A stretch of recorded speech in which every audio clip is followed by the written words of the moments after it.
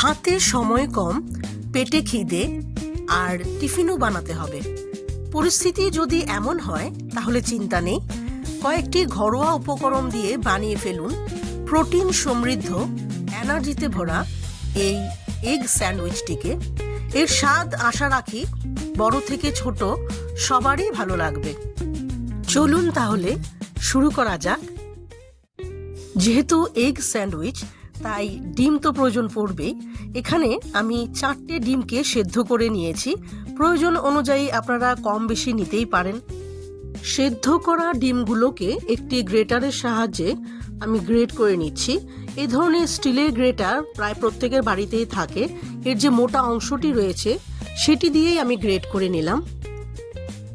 এবার এর সাথে মিশিয়ে দিচ্ছি টমেটো, পেঁয়াজ আর শসা, যেগুলোকে আমি ছোট ছোট পিস করে আগেই কেটে রেখেছিলাম। দিয়ে দিচ্ছি কুচিয়ে রাখা একটি কাঁচা লঙ্কা, তবে যাদের ঝাল পছন্দ নয় তারা এটিকে স্কিপ করে যাবেন। এবার ভালো করে সমস্ত ইনগ্রেডিয়েন্টসগুলোকে মিশিয়ে নিচ্ছি। চাইলে এর সাথে কর্ন অ্যাড করা যেতে পারে, তবে আগে একটু ভাপিয়ে নিতে হবে। মিশ্রণটা রেডি করে নিয়ে নিলাম কয়েক টুকরো পাউরুটি। প্রত্যেকটা পাউরুটির চারদিকের অংশটাকে আমি কেটে নেব।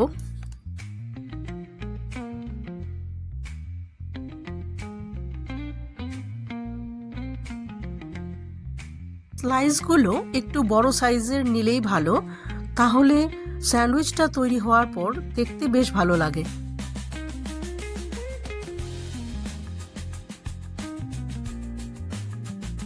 সবগুলো পাউরুটির টুকরোকেই আমি রেডি করে নিয়েছি। এবার পাউরুটির উপর ছড়িয়ে দিলাম প্রথমেই মেল্ট করে রাখা বাটার। তার উপরে দিয়ে দিচ্ছি যে মিশ্রণটিকে আমি তৈরি করে রেখেছিলাম সেটিকে।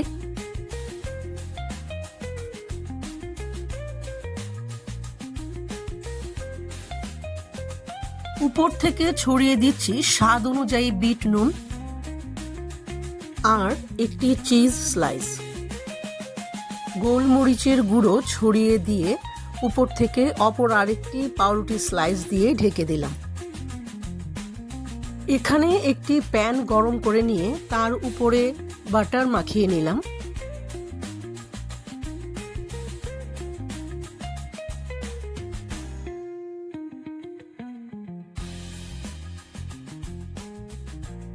স্যান্ডউইচটিকে রেখে হাতের কাছে থাকা একটি প্লেট দিয়ে কিছুটা সময় চেপে রাখলাম। একটি দিক হয়ে গেলে ধীরে ধীরে উল্টে দিয়ে একই পদ্ধতিতে অপর পিঠটিও ভালো করে সেঁকে নেব।